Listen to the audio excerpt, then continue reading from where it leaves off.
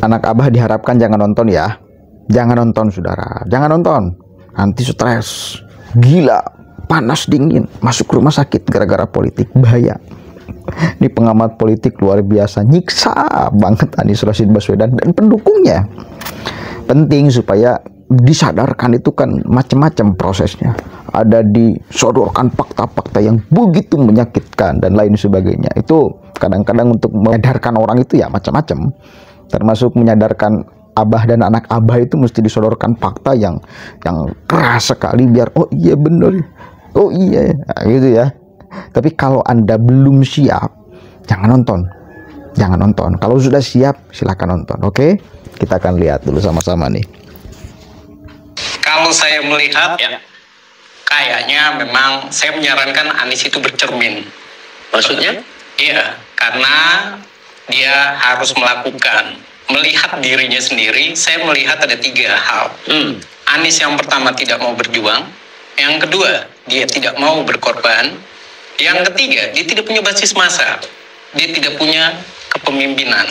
Nah ini semua ini saya melihat ditambah lagi dengan gesturnya ataupun dirinya yang saya melihat 2017 rasa-rasanya benar. Ada sebuah Instagram antara Anies dengan Pak Sandiaga Uno. Ada yang mengatakan bahwa Anies itu tengil. Ternyata benar dia tengil. Dan kepedean malah. Kepedean. Iya. Dan Tadi ada saya potong sedikit ya. Tadi Anda bilang tidak berjuang, maksudnya apa tuh? Iya. Kalau dia berjuang, dia berkorban, dia punya basis massa. Semestinya Anies itu maju lewat persorangan. Satu itu. Yang kedua, kalau dia memang seorang yang elektabilitasnya tinggi, dia punya basis massa, dia benar-benar bisa berkomunikasi, dia handal komunikasi politiknya, kepemimpinannya handal, dia bisa menunjukkan komunikasi dengan para elit partai. Nyata-nyatanya siapa? Anies ini tidak ada yang peduli. Elektabilitasnya tinggi. Sekarang dijawab oleh partai. Ini pilkada, ini pilpres. Kemarin juga Anies digotong oleh Nasdem. Ini menunjukkan bahwa Anies itu harus berpikir dia non partai. Salah kalau memelihara relawan sebelum kampanye. Yang benar mendekat kepada partai, baru relawan dibentuk. Kalau dia membentuk relawan, harusnya dia maju persorangan kayak Ahok. Sisi yang lain, mana basis masanya Anies? PA 212-nya mana? Mana basis masanya Anies yang elektabilitasnya tinggi? Masa dia datang ke partai dengan membawa satgas? Ibu Mega saja sampai bilang, bukan begitu caranya memakai satgas hitam, suruh minta gotong Anies. Bukan begitu. Komunikasi kemarin sorenya kemana? Sudah kepepet baru deketin. Artinya banyak partai yang sudah kecewa dengan Anies. Gitu? PKS kecewa. Karena sisa 4 kursi saja nggak bisa dicari Anies. Okay. Nasdem sudah menyatakan tanpa syarat. Kenapa Anies tidak mau berkorban? Dia harusnya masuk di Nasdem. Sebagai kader. Gabung sebagai kader. Sudah pasti diusung oleh Nasdem dan PKS. PDI Perjuangan sudah mengajukan Anies jauh-jauh dengan Edi Prasetyo. Nyatanya dicuekin sama Anies. Ketika sudah mau tenggelam, dirinya sudah mau kandas. Dia tidak membaca, bahkan ya saya bilang, dia sangat kepedean, tidak membaca, tidak bercermin. Dia malah personal brandingnya dibangun pencitraan. Dia salaman, dia sungkem dengan ibunya, kemudian pakai batik, tapi tidak pernah mau berKTA PDI Perjuangan. Tidak mau menunjukkan hormat kepada Megawati. Ya salah. Akhirnya Anies itu cuman bisa ke salon, bukan nyalon. Jadi ya kita harus bilang Anies itu ya layak lah nyalon. Nyalonnya nyalon rambut, salon, gunting rambut. Iya, dia hanya sampai di sana saja. Kemarin saya lihat foto orang mendaftar dia nyalon, tapi dia hanya salon aja. Nah, itulah elektabilitas gitu. Kenapa tidak ada penasehat yang bisa memberikan gagasan-gagasan yang Anda sampaikan ya? Ya, karena para penasehatnya Anies ini mungkin sudah memberikan gagasan, tapi Aniesnya tengil. Contoh saja, seorang non-partai masa membohongi AHY sebagai ketua umum Demokrat di PHP gitu loh. Posisinya dia butuh partai loh. Iya. Yang kedua, siapa yang sekarang akan teriak, akan tepuk tangan gagalnya Anies? Banyak. PKS seneng gagalnya Anies. Kenapa? Karena PKS tetap dapat wakil gubernur. Iya. PKS juga membuktikan bahwa Anies itu tidak mau berpartai, tidak mau menjadi kadernya, ya selesai. Iya. Yang kedua, yang bangga lagi, ya tentu Ahok bangga. Iya. Ahok itu punya pemimpin, punya masa. Dia seorang pemimpin. Iya. Dia membuktikan itu. Dan masa Ahok itu tepuk tangan, dia girang. Yang berikutnya yang sakit hati, AHY. Orang-orang yang mencintai AHY, tepuk tangan. Berikutnya, Pak Jokowi, tepuk tangan para fansnya. Dan yang terakhir, PDI Perjuangan gitu loh. Dia juga tepuk tangan. Bahkan bisa dikatakan, dulu lu ngalahkan Ahok karena Ahok seleo lidah. Cuma karena isu identitas dia menang. Tapi sekarang, malah PDI bilang, lu gue prank. Lu bener-bener gue bikin malu gitu loh. Dan Anies itu salah. Semestinya dia bermain layaknya Airin. Maksudnya? Dia mancing dulu PDI Perjuangan, ditangkap. Dan hadir pun dia disuruh manut, dia ikut. Abis itu Bahlil masuk. Selesai sudah. Dan akhirnya dapet kan posisi itu. Sementara Anies mana deklarasi aman malah tidak aman. Mana yang punya basis massa? Malah bilang zolim. Yang zolim itu siapa?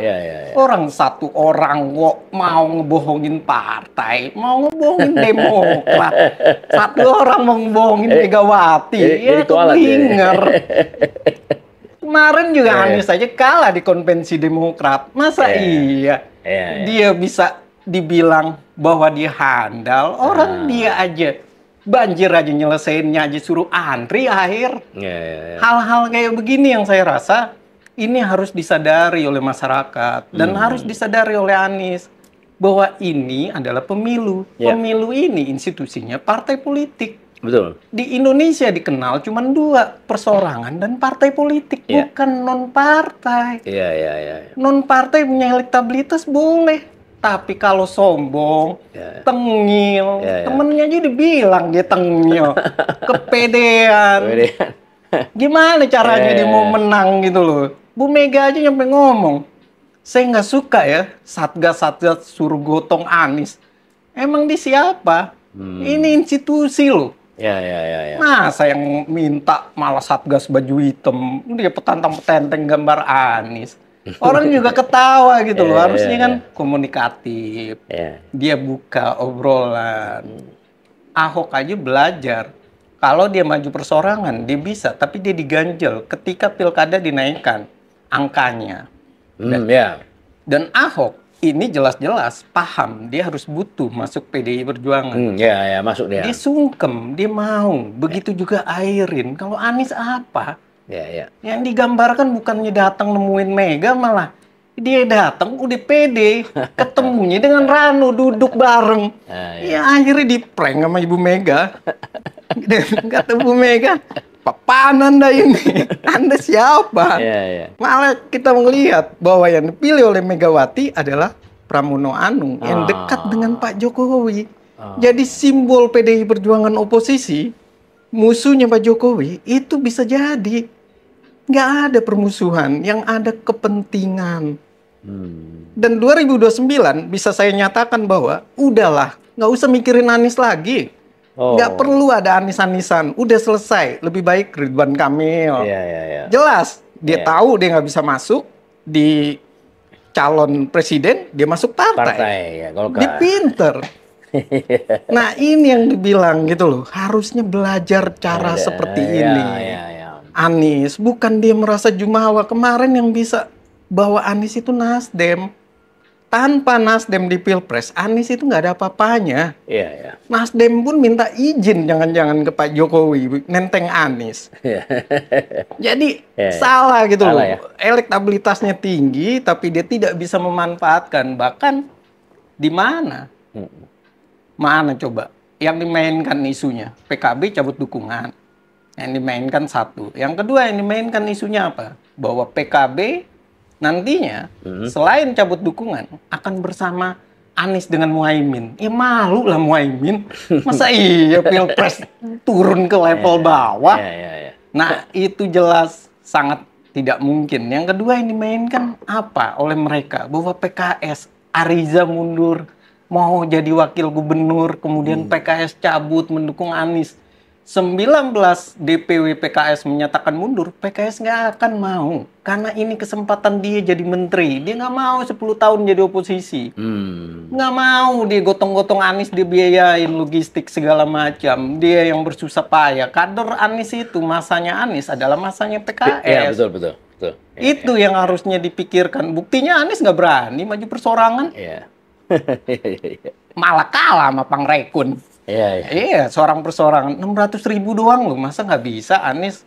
PA bisa, jutaan orang bisa, masa 600.000 nggak sanggup? Ini kan memalukan. Berarti emang dia tadi yang saya bilang tidak punya kemampuan untuk merancang strategi, tidak mau berkorban, tidak mau berjuang, dan yang ketiga dia ini tengil. Susah kalau udah orang tengil itu. Udah tengil, udah bergaya bahwa dia hebat. Dan itu dia berkali-kali saya bilang, ini orang nggak sadar diri. Masa di non-partai sendirian ngeprank partai, ya diketawain lah sama ketua umum. Oke, dipikir-pikir bener juga ya Efrija itu. Yang katanya elektabilitasnya tinggi. Mana faktanya? Cuma ngomong. Mestinya dia maju secara perseorangan. Tak ada saudara. Gaya tangilnya itu luar biasa. Sok paling pinter, sok paling cerdas, dan lain sebagainya. Itu kan memang itu karakter luar biasa dari Anies. Ya, mau berhadapan dengan Ibu Mega. Siapa dia? Petantang petenteng pakai baju satgas hitam mau menggotong Anies. Kemarin kemana aja lu? Dan ini jangan dikait-kaitkan dengan kekuasaan. Lihat deh, kalau kemudian Anda percaya Tempo, dia membongkar proses Anies itu di DKI Jakarta. Jangan selalu bermain di playing victim lah, menyalahkan orang lain, apalagi kekuasaan gara-gara gagalnya Anies di nyalon di DKI Jakarta dan di Jawa Barat lah ya. Itu salah satunya faktor Ahok. Ahok siap mencabut KTA PDIP kalau Anies sampai dicalonkan oleh PDIP. Kan itu ya, harga diri juga dong. Ahok juga sama, mantan gubernur DKI Jakarta, elektabilitasnya juga sama tinggi. Kok bisa-bisanya kalau memang PDI ngambil Anies? Ngapain? Jadi bukan faktor kekuasaan, tapi faktor internal aja. Ada beberapa faksi di internal. Ada yang memang sepakat mencalonkan Anies, ada yang tidak, ada yang ngotot tidak mau. Termasuk Ibu Puan Maharani tak mau Anies kemudian dicalonkan dari partai PDIP. Begitu loh. Ahok nentang habis-habisan, ngancem akan kemudian keluar dari PDIP bila mencalonkan Anies. Iyalah, satu kali lagi saya katakan harga diri. Apa sih Anies? Udahlah, untuk nanti jangan ada Anies-Anisan. Biar dia bercermin dulu ya. Biar dia bercermin dulu. Setelah selesai bercermin, setelah selesai kemudian memperbaiki diri, sikap dan lain sebagainya, baru boleh bermain. Tapi rasa-rasanya ya susah. Namanya udah tengil. Tengil saudara. Tengil. Garis bawah itu tebal. Tengil. Assalamualaikum warahmatullahi wabarakatuh.